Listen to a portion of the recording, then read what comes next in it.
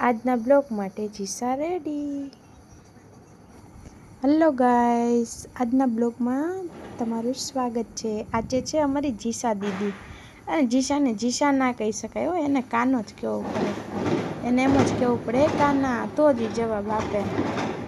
અને આજે છે ને નવા કપડાં પહેરવાનું ટ્રાયલ કરે છે, જો એ રેડી થાય છે, અને રેડી થવાનો તો બહુ ગાંડો શોખ છે।